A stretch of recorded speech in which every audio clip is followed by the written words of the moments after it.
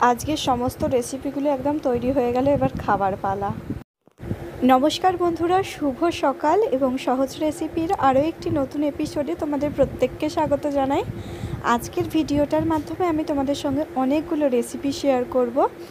আমার বড়দার জন্মদিন উপলক্ষে যে সমস্ত রান্নাগুলো করব সেগুলোই শেয়ার করব। থাকবে চিকেন বিরিয়ানি, চাটনি, পাঁপড়, পায়েস করব। রেসিপিগুলো সম্পূর্ণভাবে দেখতে থাকবে, ভালো লাগবে। প্রথমেই 1 কেজি বাসমতি চাল নিয়ে নিয়েছি, এটাকে ভালো করে ধুয়ে নিচ্ছি। চালটাকে 5-6 বার পর্যন্ত ধুয়ে নিয়েছি, সুন্দর সাদা জল বেরিয়েছে, তার মানে ধোয়া পুরোপুরি ঠিকঠাক। এবার কিছুক্ষণ এটাকে রেখে দেব। মাটির চুলা বা উনুনটা ধরিয়ে নিচ্ছি, হাঁড়ির মধ্যে আধ হাঁড়ি জল দিয়ে দিয়েছি রাইসটা করার জন্য। একটা পাত্রের মধ্যে এলাচ, দারচিনি, লবঙ্গ, তেজপাতা নিয়ে নিয়েছি, সেগুলো দিয়ে দিচ্ছি ভাতের হাঁড়ির জলের মধ্যে। 2 টুকরো দারচিনি, 6টা লবঙ্গ, 4টে ফাটানো এলাচ, নুন পরিমাণ মতো, রিফাইন তেল অল্প একটু মিশিয়ে দিচ্ছি। এর মধ্যে ধুয়ে রাখা চালটা দিয়ে দিচ্ছি। ভাতটা 80% সেদ্ধ হয়ে গেছে, এবার ভাতটাকে ফ্যানটা ঝরিয়ে নেব। কেটে রাখা বিরিয়ানির আলুটাকে সেদ্ধ করতে বসিয়ে দিচ্ছি একটা কড়ার মধ্যে, ভালো করে জাল দিচ্ছি। এইদিকে আমি ফ্যানটা ঝরিয়ে নেব। এইদিকে মাংসটাকেও ভালো করে ধুয়ে নিয়েছি, আলুটাও মোটামুটি সেদ্ধ হয়েছে, পুরোপুরি সেদ্ধ এখন করব না, এরপরে দমে দিলে সেদ্ধ যেহেতু হবে। এদিকে পেঁয়াজ আর টমেটো কেটে রেখেছি, কড়ার মধ্যে তেল দিয়ে দিচ্ছি, সরষের তেল। তেলটাকে ভালো করে গরম করে নিচ্ছি, নিয়ে এর মধ্যে দিয়ে দেব পেঁয়াজ কুচি। সব পেঁয়াজটা দিচ্ছি না, কিছুটা পেঁয়াজ দিচ্ছি আর কিছুটা পেঁয়াজ রেখে দিচ্ছি। এটা দিচ্ছি বেরেস্তাটা ভেজে নেওয়ার জন্য। বেরেস্তাটা ভালো করে লালচে লালচে করে ভেজে নেব, 10 মিনিটের মতো সময় লাগবে এটা ভাজতে। অনবরত নাড়াচাড়া করতে হবে, নইলে একদিক বেশি পুড়ে যাবে আর একদিকটা হবেই না। ভালো করে বেরেস্তা ভেজে নিয়েছি, তুলে নিয়েছি। ওই তেলের মধ্যেই সেদ্ধ করে রাখা আলুটা দিয়ে ভেজে নেব। আলুটাকে অর্ধেকটা সেদ্ধ করেছিলাম, সেই আলুটাকে ভালো করে নাড়াচাড়া করে ভেজে নেব। এইদিকে আদা রসুনটা ছাড়িয়ে নিয়েছি, কিছু গোটা গরম মশলাও নিয়েছি, আদা রসুনটাকে বেটে নেব। আর এইদিকে আলুটাকে লালচে লালচে করে ভেজে নেওয়া হয়ে গেছে, তুলে নিচ্ছি। ওই তেলের মধ্যেই আমি ফোড়নে দিয়ে দিচ্ছি 2টো শুকনো লঙ্কা, আর যে গোটা গরম মশলাটা রেখেছিলাম এলাচ, দারচিনি, লবঙ্গর, সেইটা দিয়ে দিচ্ছি। তার সঙ্গে দেব অল্প একটু গোটা জিরে আর 2টো তেজপাতা দিয়ে ভালো করে মশলাটাকে হালকা করে নাড়াচাড়া করে নিচ্ছি। একটা সুন্দর স্মেল বেরিয়েছে মশলা থেকে। এবার দিয়ে দিচ্ছি কেটে রাখা পেঁয়াজ। উনুনের জালটা কমিয়ে দিয়ে এবার পেঁয়াজটাকে আমি ভালো করে নাড়াচাড়া করে ভেজে নিচ্ছি। এবার আমি আদা রসুনটাকে দিয়ে দিচ্ছি। 100 গ্রাম আদা রসুন নিয়েছি, 50 গ্রাম আদা, 50 গ্রাম রসুন। বাটা মশলাটা দিয়ে পেঁয়াজের সঙ্গে ভালো করে কষিয়ে নিচ্ছি, যতক্ষণ না আদা রসুনের কাঁচা গন্ধ যায় ততক্ষণ পর্যন্ত ভালো করে কষিয়ে নিচ্ছি। চাইলে একটু সরষের তেল আরও দিতে পারো, আমি দিচ্ছি না। আর যেহেতু গরমকাল, বেশি তেল ঝাল মশলাযুক্ত খাবার খাওয়া ভালো নয়। আর আমি যেমন রেসিপিটা করছি, বাচ্চাদের তো খুবই ভালো লাগবে কম ঝাল মশলা দেয়া, এবং আমাদের প্রত্যেককেই এইভাবে কম তেল ঝাল মশলায় খেতে পছন্দ করি। এবার দিয়ে দিচ্ছি 2টো কাঁচা লঙ্কা, কেটে রাখা টমেটো, স্বাদ মতো নুনও দিয়ে দিচ্ছি। দিয়ে ভালো করে নাড়াচাড়া করে কষিয়ে নেব মশলাটাকে ভালো করে। মশলাটা ভালো করে কষানো হয়ে গেছে। এদিকে 1 কেজি মুরগির মাংস রেখেছি বড় বড় পিস করে, সেগুলো দিয়ে দিচ্ছি। এইভাবে 1 কেজি চাল 1 কেজি মাংস দিয়ে বিরিয়ানি কিভাবে করবে আজকের এই ভিডিওটা দেখলে ভালো করে বুঝে যাবে। মাংসটাকে ভালো করে কষিয়ে নিচ্ছি। তোমরা চাইলে মাংসর পরিমাণ বা চালের পরিমাণটা কমা বাড়া অবশ্যই করে নিতে পারো, তোমাদের যেমন প্রয়োজন হবে সেই মতো অবশ্যই করো। এবার এই দিকে দিয়ে দিচ্ছে যে গোটা গরম মশলা খানিকটা রেখেছিলাম, সেই গোটা গরম মশলাটাকে আমি বেটে নিয়েছিলাম যাতে স্বাদটা আরেকটু ভালো হয়। গোটা গরম মশলার স্বাদই আলাদা যদি সেটা বেটে দেওয়া যায়। মাংসটাকে 15-20 মিনিট ধরে আমি ভালো করে কষিয়ে নিয়েছি। এবার দিয়ে দিচ্ছি গরম মশলা বাটা যে জলটা, সেই জলটা দিয়ে আর একটু ভালো করে নাড়াচাড়া করে নেব। মুরগির মাংস যত ভালোভাবে কষানো যাবে, মুরগির মাংসর কালারও ভালো আসবে এবং ভালোভাবে সেদ্ধও হবে এবং টেস্টটাও ভালো হবে। আর বিরিয়ানিতে দিলে সেটার তো স্বাদ আরও ভালো হবে। কিছু গুঁড়ো মশলা অ্যাড করছি, জিরের গুঁড়ো, হলুদ গুঁড়ো, লঙ্কার গুঁড়ো, চাইলে একটু ধনে গুঁড়োও ব্যবহার করতে পারো। দিয়ে ভালো করে মশলাটাকে আরও সুন্দরভাবে কষিয়ে নেব। আরও 10 মিনিটের মতো সময় ধরে মাংসটাকে মশলার সঙ্গে কষিয়ে নিচ্ছি, যাতে এইভাবেই সেদ্ধ হয়ে যায় 80% মতো। আর আলু তো অলরেডি সেদ্ধ করে ভাজাই আছে, তাই তাড়াতাড়ি হয়ে যাবে। মাংসটাকে ভালো করে কষিয়ে নেওয়া হয়ে গেছে। এবার দিয়ে দেবে 1 চামচ চিনি। চিনিটা তোমরা পেঁয়াজ ভাজার সময়ও দিতে পারো। চিনিটা দিয়েও ভালো করে নাড়াচাড়া করছি, নুন চিনির ব্যালেন্সের জন্য চিনিটা ব্যবহার করা। মাংসটাকে আরও খানিকক্ষণ কষিয়ে নেওয়ার পরে এবার দিয়ে দিচ্ছি ভেজে রাখা আলুটা। এটাকে দিয়েও ভালো করে মশলার সঙ্গে কষিয়ে নেব। যেহেতু অলরেডি ভাজা আছে, তাই আর বেশিক্ষণ কষানোর প্রয়োজন নেই, অল্প কিছু সময় ধরে কষিয়ে নিলেই হবে, মানে মিনিট 5 মতো। আলুটাকেও আমি 1 কেজি নিয়েছি, এটাকেও মাংসের সঙ্গে ভালো করে কষিয়ে নিয়েছি। চাইলে তোমরা আলুটা কম করেও নিতে পারো, আমাদের প্রত্যেকেই আলু খেতে খুব ভালোবাসি। এবার দিয়ে দিচ্ছি মশলা বাটা যে জলটা, সেই জলটা দিয়ে দিচ্ছি। মাংসটাকে ভালো করে ফুটে উঠতে দেব। আমি এইদিকে একটা হাঁড়ি করে কিছুটা জল গরম হতে বসিয়ে দিয়েছি, পরে কাজে লাগবে, তাই জন্য।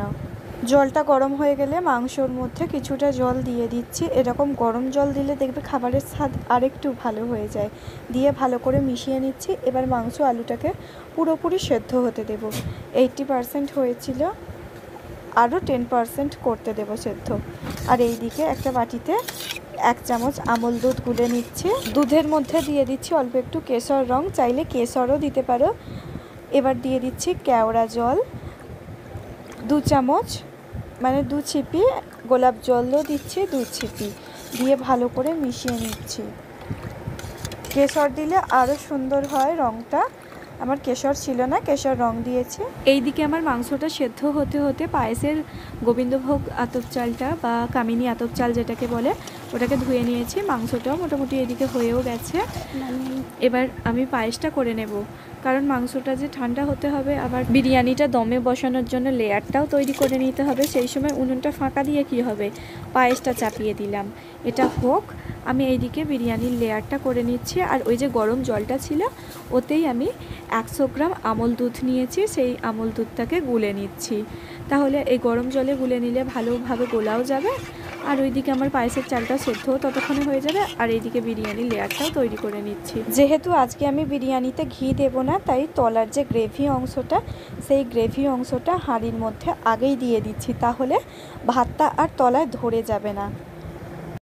গ্রেভিটাকে হাঁড়ির চারিদিকে একটু মাখিয়ে নিচ্ছি, যাতে ভাতটা ধরে না যায়। গ্রেভিটা চারিদিকে মিশিয়ে রাখলে না হড়কে ভাতটা নেমে যাবে, ধরে তলায় যাবে না। ওই গ্রেভির মধ্যে দিয়ে দিচ্ছি বিরিয়ানির রাইসটা যে করে রেখেছি, সেই রাইসটা।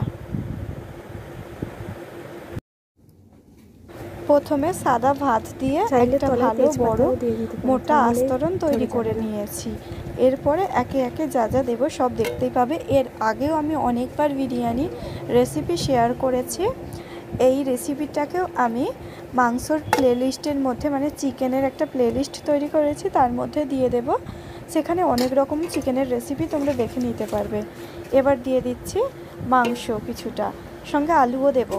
কিছুটা মাংস আর আলু দেওয়া হয়ে গেছে। এবার দিয়ে দিচ্ছি পেঁয়াজের বেরেস্তা যেটা করে রেখেছি খানিকটা। এবার কিছুটা বিরিয়ানি মশলা উপর থেকে ছড়িয়ে দিচ্ছি। এবার যে কেশর গোলা জলটা করে রেখেছিলাম, সমস্ত গোলাপ জল কেওড়া জল দিয়ে, সেই জল অল্প একটু দিয়ে দিচ্ছি। এবার সেকেন্ড লেয়ারটা করে নেওয়ার জন্য আবারও দিয়ে দিচ্ছি ভাত কিছুটা। ভাতটা দেয়া হয়ে গেছে। এবার সেকেন্ড লেয়ারে আবারও আলু এবং মাংস দিয়ে নিচ্ছি। তোমরা চাইলে একদম নিচের দিকে আলুগুলো দিয়েও একটা আলুর লেয়ার তৈরি করে নিতে পারো, ওপরে মাংসগুলো দিতে পারো। আমি সমস্ত একসঙ্গে করেছি বলে একসঙ্গে মিশিয়েই করছি লেয়ারটা।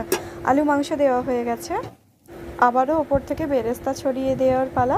তবে তোমরা চাইলে ভাতের লেয়ারে প্রথমে ভাতটা দিয়ে তার উপর বেরেস্তা এবং বিরিয়ানির মশলা দিয়েও তারপরেও অন্য মাংস এবং আলু ফালু দিতে পারো।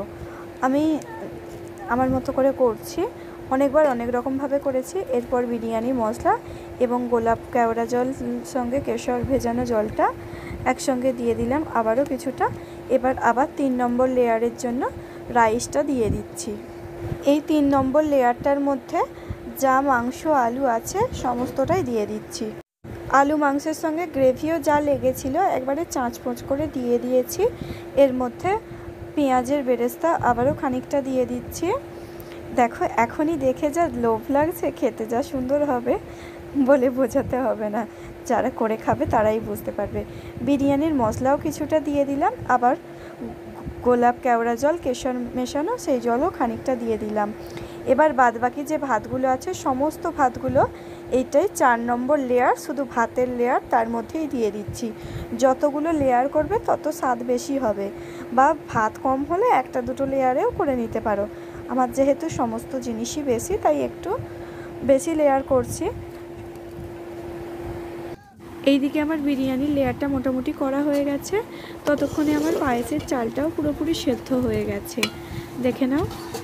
আর এইদিকে লাস্ট লেয়ারে বাদবাকি যে পেঁয়াজের বেরেস্তা আছে সমস্তটাই দিয়ে দিচ্ছি। বাদবাকি সমস্ত বিরিয়ানি মশলাটা ঢেলে দিচ্ছি।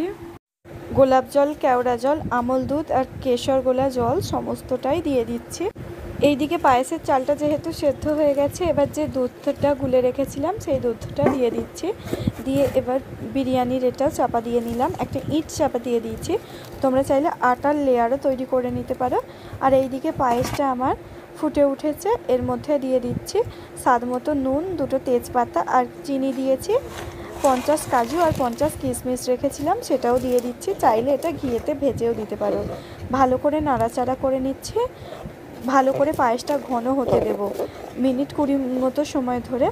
আবার আমি দুধটাকে জাল দেব, যতক্ষণ জাল দেব তত সুন্দরভাবে ঘন হবে। পায়েসটাও অনেকটা ঘন হয়ে গেছে, আর যেটুকু ঘন হতে বাকি আছে এরপরে হয়ে যাবে কিছুক্ষণ রেখে দিলে। আর এইদিকে বিরিয়ানিটা দমে বসিয়ে দিয়েছি। এবার অল্প একটু সর্ষের তেল দিয়ে দিচ্ছি কড়ার মধ্যে। বিরিয়ানিটা দমও হয়ে গেছে, এবার চাটনি হবে। পায়েসটা দেখো কতটা ঘন হয়ে গেছে। পেঁয়াজ, শসা, গাজর আর কাঁচা লঙ্কা নিয়ে নিয়েছি। আর এইদিকে দিয়ে দিচ্ছি কড়ার তেলের মধ্যে সর্ষে আর আমটা দিয়ে দিচ্ছি। দিয়ে ভালো করে নাড়াচাড়া করে নেব। আমটা 2 মিনিট নাড়াচাড়া করে নিয়েছি। পরিমাণ মতো জল দিয়ে দিচ্ছি। জল ফুটে উঠলে নুন দিয়ে দিচ্ছি স্বাদ মতো, হলুদ গুঁড়ো অল্প একটুখানি, আর দিয়ে দিচ্ছি স্বাদ মতো চিনি। দিয়ে ভালো করে মিশিয়ে নিচ্ছি চাটনির সঙ্গে সমস্ত উপকরণগুলোকে। ভালোভাবে ফুটে উঠেছে চাটনিটা, এবার নামিয়ে নেব। চাটনি তো হয়ে গেল, এবার তেল দিয়ে দিচ্ছি পাঁপড় ভাজবো বলে। এটাই লাস্ট রান্না। তেল গরমও হয়ে গেছে, এবার পাঁপড়গুলো দিয়ে একটা একটা করে ভেজে নেব। একটা একটা করে সমস্ত পাঁপড়গুলোকে ভেজে নিয়েছি। সমস্ত রান্না একদম তৈরি হয়ে গেল। একদিকে বিরিয়ানি তৈরি হয়ে গেল, স্যালাডও কেটে নিয়েছি, চাটনি, পাঁপড় ভাজাও তৈরি হয়ে গেল, পায়েসও হয়ে গেছে। সমস্ত খাবারগুলো একটা জায়গায় পরিবেশন করে নিয়েছি। এবার এটা আমার খাবারটা, আমার দাদার আগেই খাওয়া হয়ে গেছে, এবার আমার খাওয়ার পালা। সমস্ত খাবারগুলো তো আগেও বলে দিয়েছি, এবার গালে পড়ার পালা। আমার আজকের এই রেসিপি কেমন লাগলো কমেন্ট সেকশানে জানাও। ভিডিও ভালো লাগলে লাইক করবে, চ্যানেলে নতুন বন্ধু হয়ে থাকলে চ্যানেলটাকে সাবস্ক্রাইব করবে, বন্ধু বান্ধবী সবার মাঝে ভিডিওটা শেয়ার করবে। একদম কম তেল ঝাল মশলা দিয়ে রেসিপিটা হয়ে গেল।